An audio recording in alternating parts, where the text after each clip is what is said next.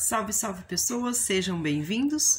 Eu sou a Juju Couto, a Idua, e vocês estão na Serendipity Empório Celta.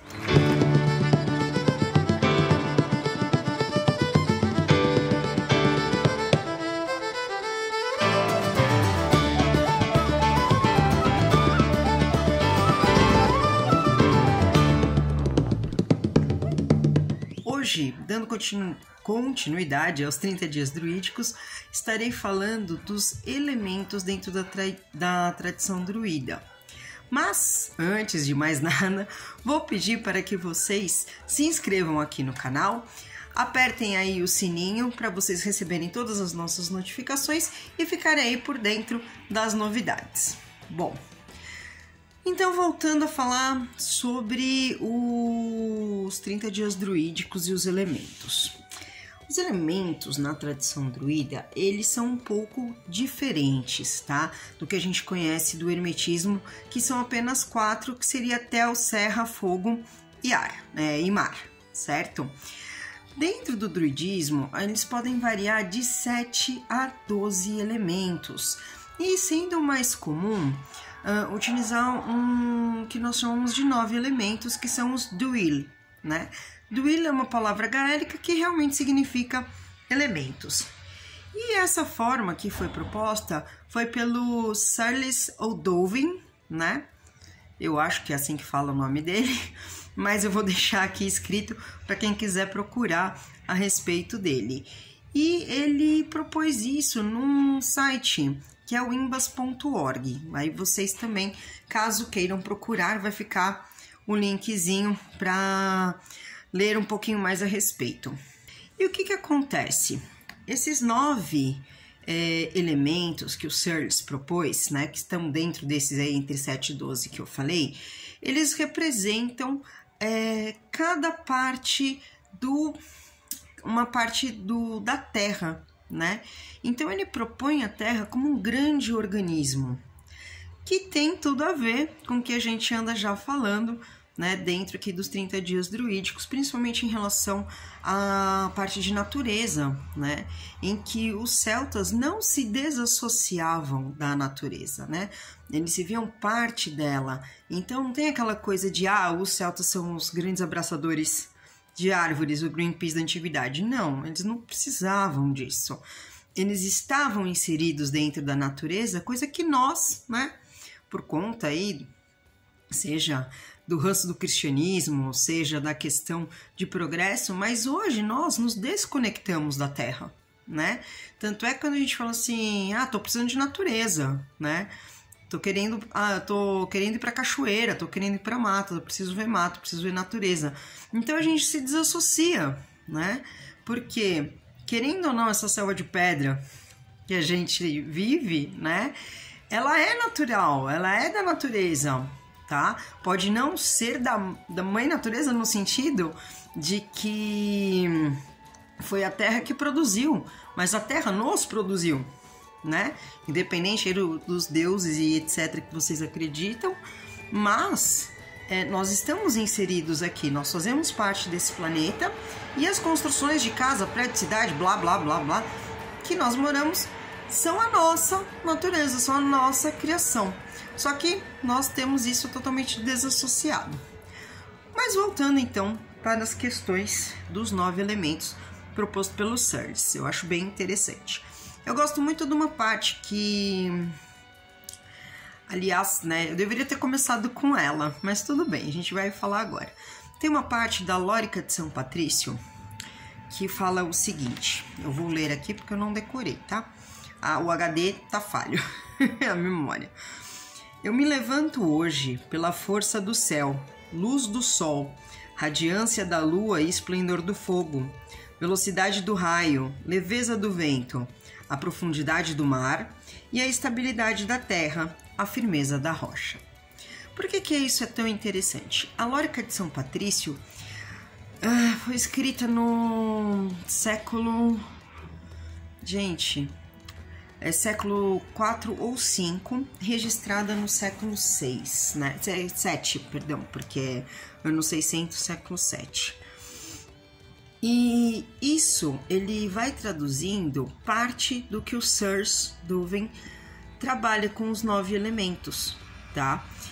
Por quê? Porque ele traz a questão do macro e do micro, tá? Ele vai fazendo a correlação do que tem dos elementos hoje, né, da Terra e aquilo que nós temos hoje em nós, no nosso corpo. Então, os elementos, eles acabam se fundindo e se misturando conosco mesmo. Então, assim, sem mais delongas, né, como que é feita essa correlação? Ele divide os elementos em céu, sol, a lua, a vegetação, as nuvens, o vento e o mar, a terra e a rocha. Quais são as correlações? O céu seria a nossa cabeça. E aqui, né, quem pensou no mito de Ymir dos nórdicos, né, que os nórdicos, na verdade, o Odin, né, ele usa o corpo de seu avô Ymir para construir a terra, não é maluquice, tá completamente correlacionado, embora, né, não havia intercâmbio entre as duas nações, né? Até porque elas não são contemporâneas. O pessoal acha que celta e nórdico tem tudo a ver no mesmo tempo e não, né? Não tem. Os primeiros vikings, quando invadiram a Irlanda, né? Que eram, na verdade, dinamarqueses, e depois a Inglaterra, né? Que a conquista viking se dá em Lindisfarne, né? Tem pelo menos aí uns 300 anos de diferença. O último druida já estava com as canelas esticadas fazia tempo, já estava nos ossinhos, né? Quando os primeiros vikings invadiram. Mas, voltando então, hoje eu estou divagando, vocês me perdoem. É que eu saio fazendo as correlações e eu acho interessante colocar. E aí o que acontece? Você vai ter o céu, a cabeça, como eu disse, o sol como a sua face, a vegetação como seus cabelos, a lua, a mente, as nuvens serão os cérebros, o vento, a respiração, o mar, o nosso sangue, que já é mais fácil de correlacionar, a terra é a nossa carne e a rocha são os nossos ossos, transformando assim uma união do que eu falei, né, do macro e do micro, onde nós teríamos todas as representações da Terra no nosso corpo, nos aproximando assim de que nós somos parte da Terra, que era o que eu estava falando, né? Então, essa união eu acho bem interessante porque ela traz uma reflexão de como a gente trata a Terra, né? E de como a gente trata o nosso corpo. Então, é interessante ver a correlação, não apenas para, que legal, uma coisa liga na outra. Não, para a gente tomar consciência que nós somos sacros, que nós somos sagrados, né? E que a terra que nós estamos também que muitas vezes a gente simplesmente abstrai e não trabalha isso. E que respeitar a terra é respeitar o nosso corpo. E respeitar o nosso corpo, nós como pessoas, como indivíduos, é respeitar também a terra. Uma mesma reverência e cuidado que você tem que ter com um, você tem que ter com o outro. Porque senão não tinha essas correlações, né? Mesmo na lógica de Patrício, que bem antes da correlação do Sirs Duven, né? Ele já coloca isso. Então ele já coloca a terra como a razão de você se levantar. Ele coloca os elementos como a viabilidade de você viver, né? Me levanto pela força do céu e a luz do sol, a radiância da lua e esplendor do fogo. Ou seja, você se levanta para ver a criação. E aqui, independente se a gente está falando de Deus cristão, os deuses celtas, os nórdicos, Pin, o que quer que seja, né? A questão não é no que você acredita, mas como você acredita.